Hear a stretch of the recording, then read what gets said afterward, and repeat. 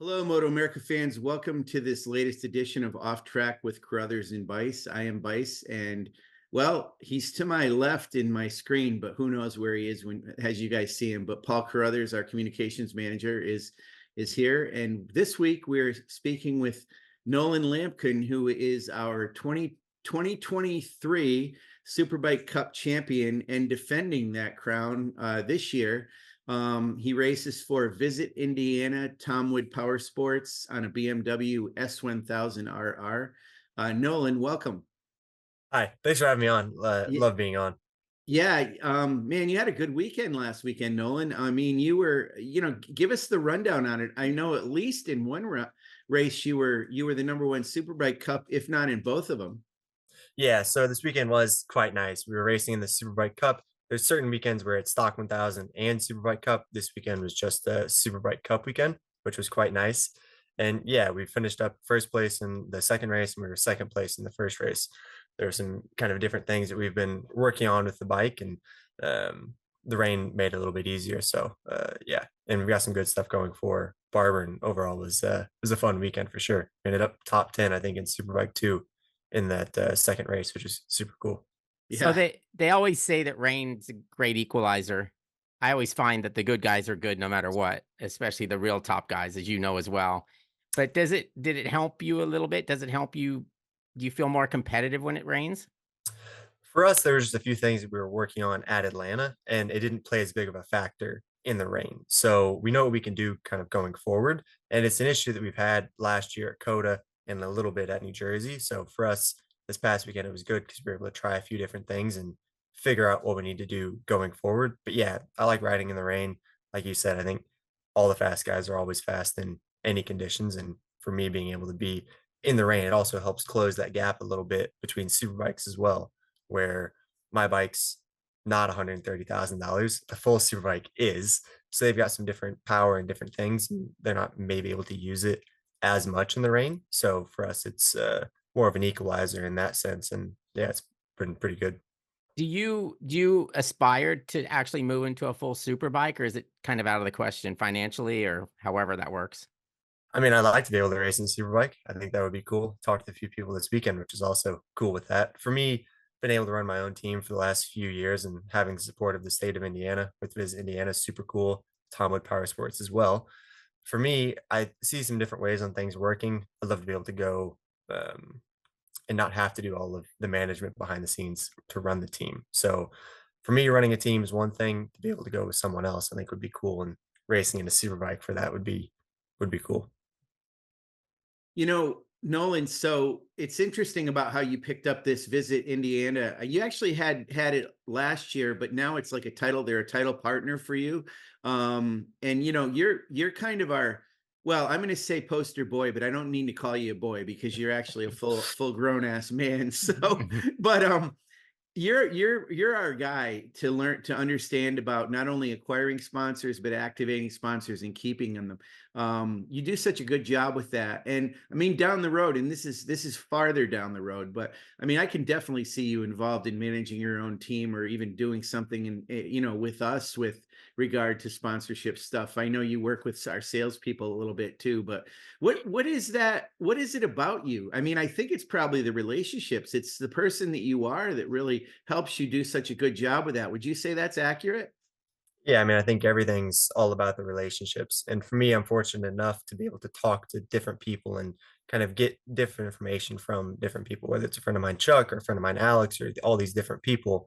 I can then basically put it all together. And it's for me, the relationship's a big thing and showing what I can do. And you mentioned the helmets that we did last year. Yeah, I actually got one right here. So so good. for us, we are able to do a couple of custom helmets, and it's nice where, okay, everybody wants to have X, Y, and Z, but you got to show that you're actually able to do anything. So for us being able to build up on this stuff has been cool. Do stuff with the states also super cool. I've done a few different events for them. And one of the things we did earlier this year, the NBA All-Star game was in Indianapolis. So for that, was able to have my gear and stuff on display for the crossover event, which was cool. And remember MotoAmerica had written the story about it, which I was super grateful for.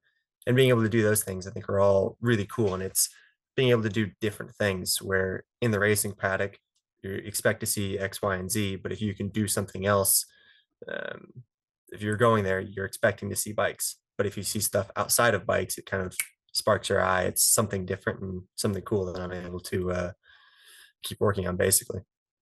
Now, there's obviously an advantage from dealing with a state like Indiana that's like there's a lot of motorsports there, right? I mean, people know what it is, but you're when you go to talk to them. How do you get the ball rolling on something like that? I wish I could say that there's a you do X, you do Y, you do Z, and you'll get exactly this. Really, it's a lot of luck. I'm really fortunate with the state. State's super cool. Like you said, it's a motorsports focused state. So that's one of the reasons why I was thinking about it. So for them, we have so many different races. I mean, it's on my driver's license. There's a picture of a race car on my driver's license. It's like the state emblem. How many Wow. states can say that? I think Right. that's really cool. So for us, for me, it's just kind of finding the right person and tried a bunch of different things. And thankful for Tom Wood Power Sports for being able to help give me some of the stuff to help get going. And now having the stuff at the States, super cool. And yeah, excited to see it all grow. Is the amount of activation that they require, is it or do you pretty much say, "Look, I can do this, this, and this," and you already know going in what you can actually pull off for 'em and what you can't? Um, it's an interesting question. And that's where I like hearing other racers talk about it too, just to understand kind of more of the scope. Because everybody's got different things. And with the state, we have a couple of activations in particular that are kind of the focus. We're going to do some stuff at Mid Ohio and I think at Road America as well. Because being Indiana, we are very centrally located. And I think to have a race here would be really cool. I mean, my brother lives literally across the street from the speedway. He's the one who painted my helmets. I think being able to have something like that, I think would be cool and something that I'm trying to help in whatever ways that I can from my side.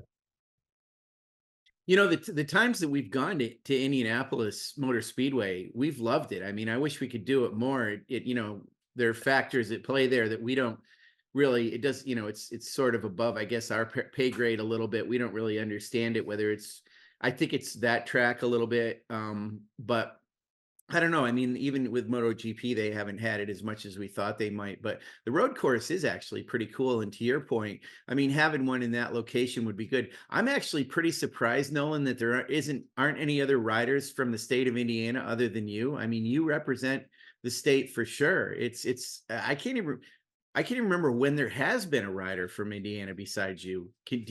Is there anybody else? There's a handful of riders, and there's been more the last few years, which is cool for me. I promote the state pretty well, and I've been doing stuff before any of this partnership with Indiana took place. Which I think also is something beneficial too. It's not, hey, if you do this, then I'll do that. It's I'm already doing this stuff already, and that's kind of the stuff that I had said is for certain things. People used to call me Indy.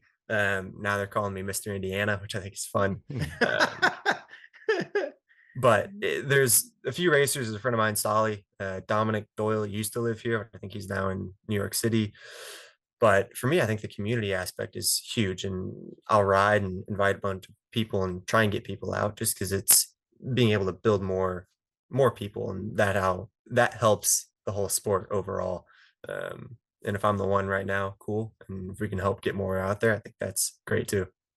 Yeah, and it's like you said, it's so centrally located. It's like the ideal place to live to be a Moto America racer because you're halfway to everywhere, right? I mean, Pretty much. we're probably in the worst spot, or not Sean, but I'm probably in the worst spot in California because it's like anywhere you go, it's far, except for Laguna Seca, obviously. But so I could Yeah. see that as a real advantage for you from cost standpoint, all the way down to just time.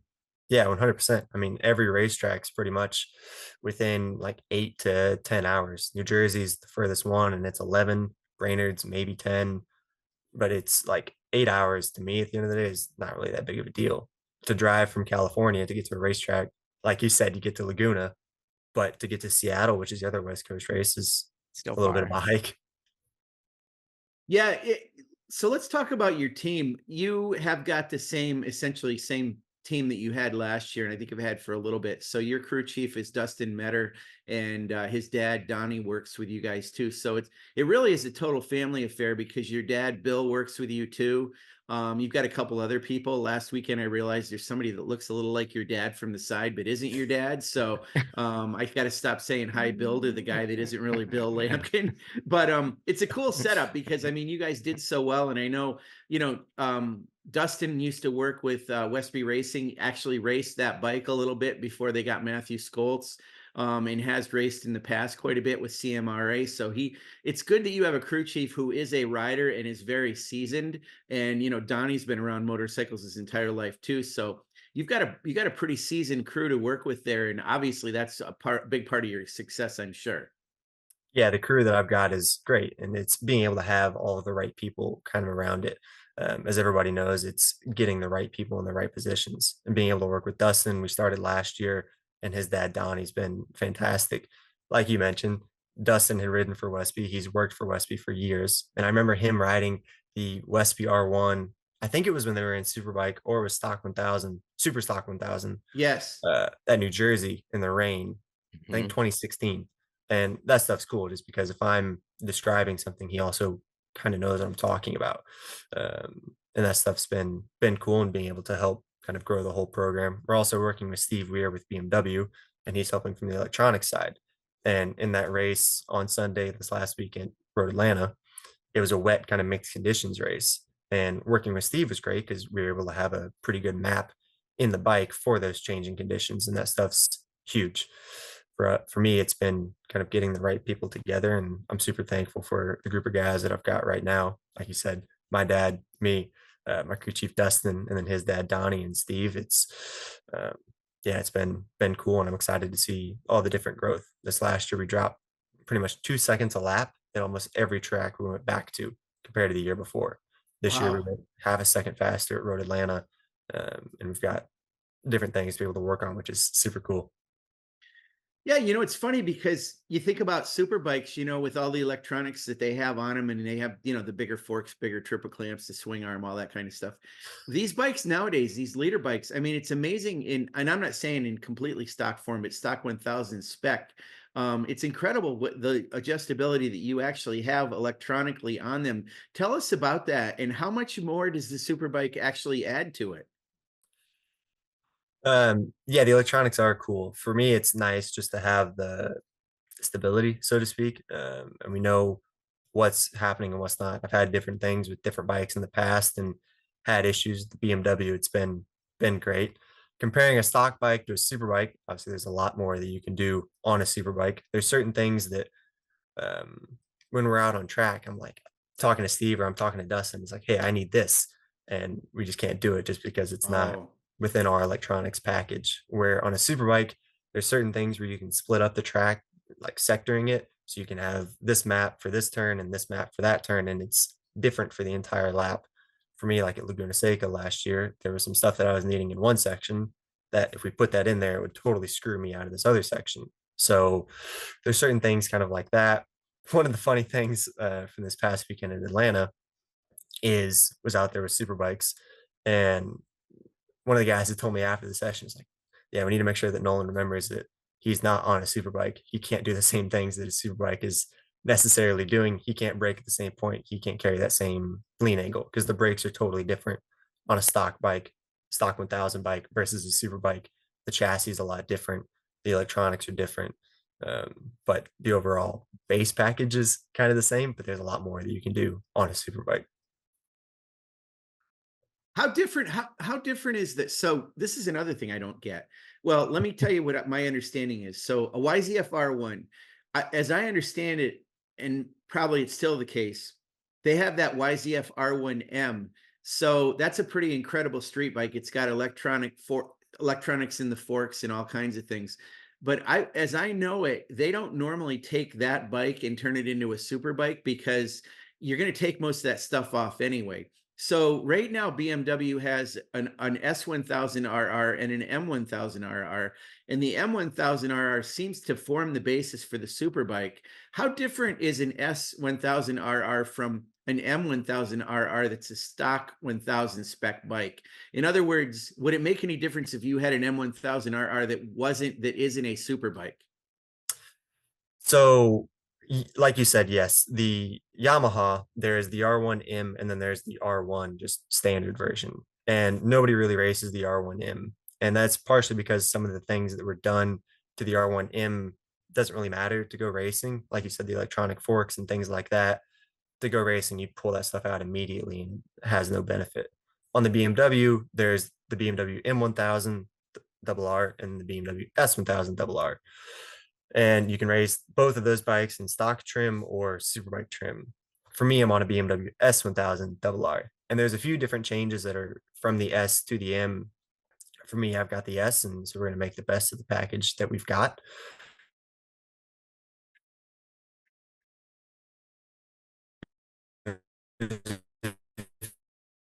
We'll come back.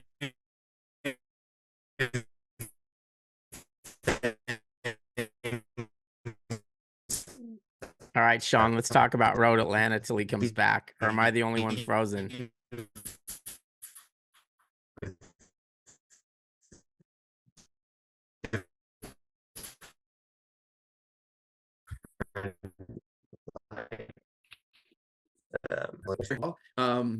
But yeah, I mean, we're still here. I don't know if there you're back. So that was me that was frozen. So yeah, you were frozen. Yeah. All right, yeah, good. I'm glad everything else is they okay. don't care what I got to say anyway. No, so it's okay. perfect. It's okay. I mean, Nolan was explaining this difference between the S1000 and the M1000. So continue that, Nolan. Sorry about that. Go ahead. So the M1000 and the S1000, they're very similar bikes. At the end of the day, the package is very, very similar.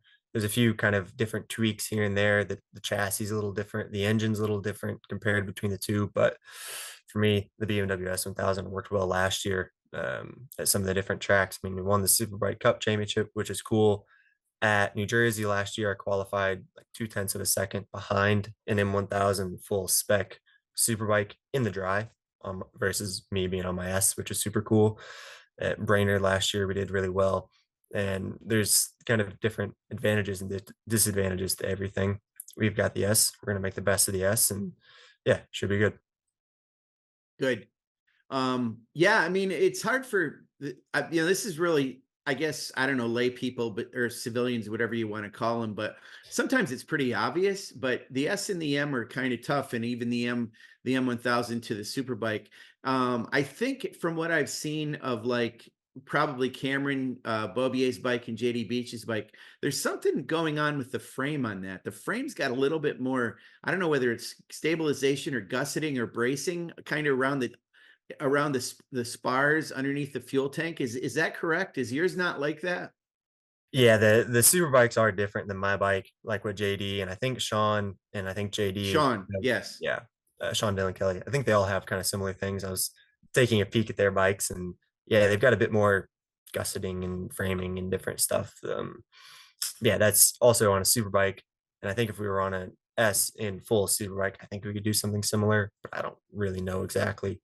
For me, I'm on a stock 1000 and I'm in the Superbike Cup, and the Superbike Cup is on stock 1000 class bikes. So for me, it doesn't really matter. So I don't really think about it that much. There's a few other kind of different things, like with the shock linkage.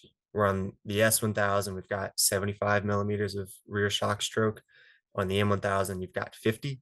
So there's just a few kind of different things. And you run a lot lighter spring in the rear on a BMW S1000. But it's kind of crazy with some of the different stuff last year. The loads that we were putting on the bike, like at Pittsburgh, normally we would run like a 6.0 rear spring. And on an M, you would generally run like a 8.095, something like that, like more of a standard spring rate, like what you would have on an R6 or an R1 or something like that. The BMW S1000 is just a lot softer. But for me, we were still basically we were having to run the same spring rate on the S versus the M. And Steve Weir was saying, like, I've never seen anybody have to run this spring rate before. It was your weight. This is crazy. So that's been a little interesting.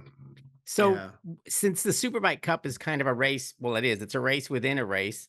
Yeah. Do you have to be careful to like, or when you go into the race, are you trying to beat the next Superbike Cup guy? And is it hard to like think like, okay, I can't take too many risks trying to beat this Superbike guy because the main thing is I got to beat this Super Cup guy. Does that factor in at all to your thinking?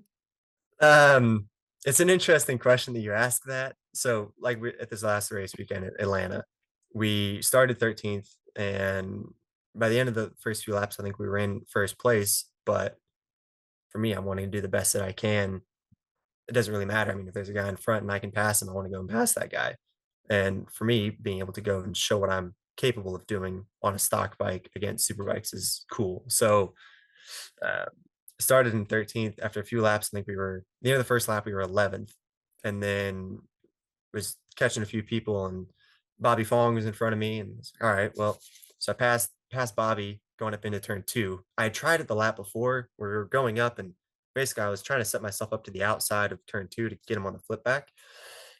And that wasn't for position. I could very easily just sit back and sit in 12th or 13th or whatever, and it wouldn't really matter points wise. But for me and the inner racer in me, I'm going to do the best that I can and show what I'm capable of doing, as I said. So was able to get by Bobby, and then Josh Herron started coming back towards me, and I was like, man, this is This crazy. is He's on a cool. factory Ducati, Right.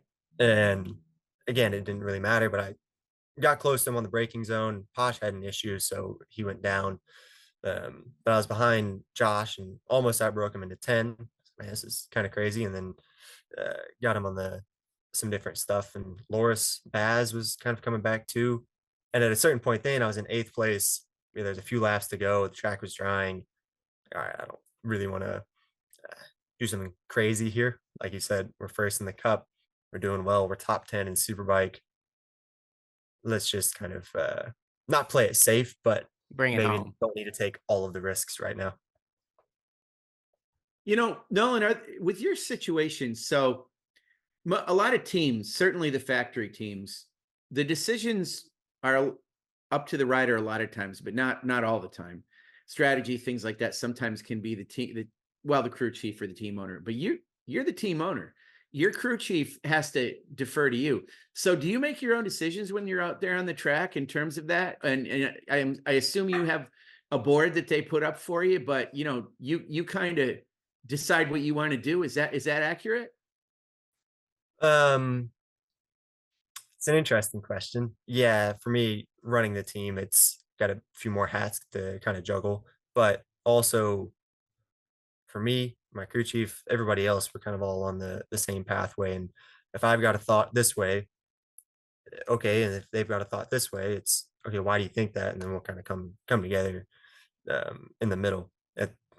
They want me to do as best as I can. I want to do as best as we can, and we've not really had conflicting things kind of here or there. It's certainly trying to be as financially sensible as possible. So it's trying to do the best that we can in that regard. And okay, we could spend X, Y, and Z on all of these different things. Would it be nice? Very much so. But also we've got to do all of these other things. So it's for me having to wear a few different hats. But yeah, we're not I know what I know, and I know that really well. They know what they know, and they know that really well. And I'm not going to try and say that I know somebody else's job better than they do. And if they're thinking something, by all means, it's a group effort, and we're trying to come together to get it all together. So you're You staying know in what? your own lane. Yeah, pretty much. Yeah. Go ahead, John. Another thing. So I want to point out to over your left shoulder, I think it is your R6, which you used to. Is that right? Yeah, And you used to race that, and you gave us a lot of information on what you were doing to that bike. A couple of things you were doing to that bike that I found to be extremely interesting is because you're such a tall drink of water, you had these little posts to put the seat up a little bit higher. You did everything you could to get that bike to fit you, and I'm sure it did fit you pretty well. But I don't think you probably do that with the S1000. Does that bike just basically fit you better? yeah. When the first time I got in the BMW, I got on it, tucked in, and I was thinking to myself, this is the best fitting bike I've ever been on. I was riding the R6 that, like you said, is over my shoulder, and I'll still ride it nowadays, the go-kart track and do different training things. And I'll ride that. And I remember this last year, I was training at the kart track on the R6, and then I got off and then got on the BMW at COTA for Circuit of the Americas last September. And I got on the bike. And I'm like, man, this thing feels huge. Like I've got so much more room. I can tuck in. I don't have to feel so cramped. This is amazing. I am a little bit taller. Yeah. Me and Corey Alexander are the same height. Amazing. But at the end of the day, it's as long as you're still light, it doesn't really matter. And for me, I can move my body around in different ways, which is cool, and loading the bike in different things and the exit of turns. And for me, I find it to be really beneficial when the bike's wheeling, is I'm able to basically change the way that my body sits.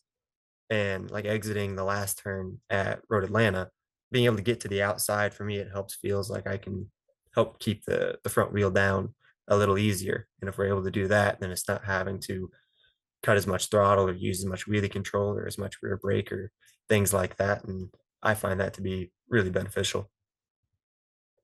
You know, Road Atlanta is one of those tracks where I don't think people realize, but when we get there, I hear it from some riders. I mean, there's so many elevation changes on that place. It's such a fast track. Well, when you have a fast track, you also have hard braking zones. And I don't know if there's much harder than going down that hill and, you know, into the final turn before the straight. I don't think I've ever heard you ever talk about having any issues with arm pump. Do you have that issue? Do you ever deal with it? It's an interesting thing that you ask that. Yeah, Road Atlanta has certainly got a lot of elevation changes, and different riders have different physical things. For me, I do have weird things kind of with my arm, but it's not really arm pump in the traditional sense, and it's not from really hard braking zones. Really, I was also just getting kind of crazy blisters on my hands, but it's more from the S's. So at Atlanta, once I'd go through, I guess like turn 2B or turn 3, and you start going down the hill. Once I'd go down the hill and I'm on the gas and being fully wide open, it's just a lot kind of on the arms there. But um, it's, I don't know. Everybody has different things. For me, being able to be a little bit taller helps in those braking zones because I'm able to sit back in the seat to keep more weight kind of over the rear. So if I'm harder on the brakes, the bike's not picking up because I'm able to scoot my weight back, and some of that stuff to me is quite beneficial. So you're doing stock 1000 still, right? Yes, correct. Do you like the races that have both? Or do you prefer when, I mean, obviously there's not just stock 1000 without Superbike. So if you did have just one, it would be Superbike. Does it make a big difference to you doing two or one on a weekend? So for me, yeah, stock 1000 and Superbike Cup and Superbike, they're different schedule changes and stuff the last few years. And last year we would have full stock 1000 and Superbike, so that would be 4 races in a weekend. And then on non Superbike weekends or non stock 1000 weekends, we'd only have 2. And for certain weekends, it's it's a lot of timing. There's different things that's nice because we can try more things on the bike. And if we're do this in the stock race and we're struggling with something, then doing this in the Superbike race, and that gives us kind of more time, so to speak, to figure out for the race the next day. But I like basically doing both. It's nice to have all the stuff going on, and for me, showing what I can do and doing double the races that other people are doing. If you were to only race stock or if you're only racing Superbike, it's a lot more physical work that you're having to do, and I think that's quite nice. But on the other hand, it is nice sometimes to only have the 2 races and not be so busy and hectic on those Saturday and Sunday. The race at Barber, which will be in a few weeks, I'm interested to see how that's going to go because they're having a Superbike triple header and 2 stock 1000 races. So that's 5 races in one weekend. And that's 3 races in one day on the Saturday or on the Sunday. So I don't know how that's going to work. When we did the triple header races in 2023, like at Laguna, I did 2 Superbike races in one day on the Sunday at Laguna, and physically it was great, had no issues. But on the other hand, I don't know how this is going to go with having 3 in one day. Just from like the bike standpoint, it's just it'll certainly be interesting. As the team owner, you obviously think about things like this, but having 2 races versus 1 race, it doesn't cut your costs in half because the main cost is all the other stuff that goes with it, right? Right. Yeah, Okay. exactly. It's the transport, getting the crew there, getting the hotel, getting the room, getting the tires, it's not really that different. The nice thing with the cup is there's some kind of different incentive things, which is cool. That helps Mhm. from the team owner side. But yeah, it's not really doesn't really cost that much different. It seems like there's an influx in Hondas this year in Stock 1000, including, I don't know if you consider him your toughest competition, but to me, it seems like Hayden Gillum would be pretty much always the favorite in that class. And he's going to be on a Honda, and he tells me it's quite a bit faster. Does all that concern you? A bunch of Hondas? Not really. I mean, at the end of the day, I'm focused on my own program, and if I'm looking at what these other people are doing, I'm not focused on what I need to do. True. And if I'm doing the best that I can, and I'm feeling whatever I need to feel on the bike, and I'm like, I can't get any more out of it, then that's is what it is. It doesn't really matter what's going on with everybody else. Yeah, like you said, Hayden's on the Honda now, and he certainly is a tough competitor. So it'll be interesting. He's ridden last year was on a Suzuki, and I think he's ridden in Super Stock and Stock 1000 for a number of years. So he's obviously a good benchmark to have because I think he was racing in Super Stock in 2016 or 2017. So he's certainly been doing it for quite Right. a Okay. while. But it's cool to also have such a high benchmark in the class and know just the pace that everybody's doing. Right. Have you ever been approached, Nolan, by any teams or about racing in King of the Baggers? No, Yeah, seriously, because yeah. you're prototype. I mean, you're prototype for sure. Have you considered it? Yeah, I have considered. I've had a few people reach out to stuff. There was a couple things that came up a few years ago. It just didn't quite work out, and I've talked with different people. But for me, my focus is what I've got. Doing the BMW, racing a stock 1000. If the opportunity arises, it would be cool. It's cool seeing how much those bikes have developed. So I worked at Vance and Hines in 2019, going into 2020 as an off-season thing, and then hearing all the stuff with the baggers, and it's been cool to see how much they've kind of grown and developed and changed, and they're crazy bikes now. I remember a few years ago the thing was happening is the head bolts were stretching, so that cylinder heads were like coming off the bike Right. on some of the bikes, and now they're doing 180 miles an hour at Daytona. Holy crap. Yeah, it's crazy stuff. You Tom Wood Power Sports, they obviously are a BMW dealer, but do they sell other makes? And how many locations does that organization have?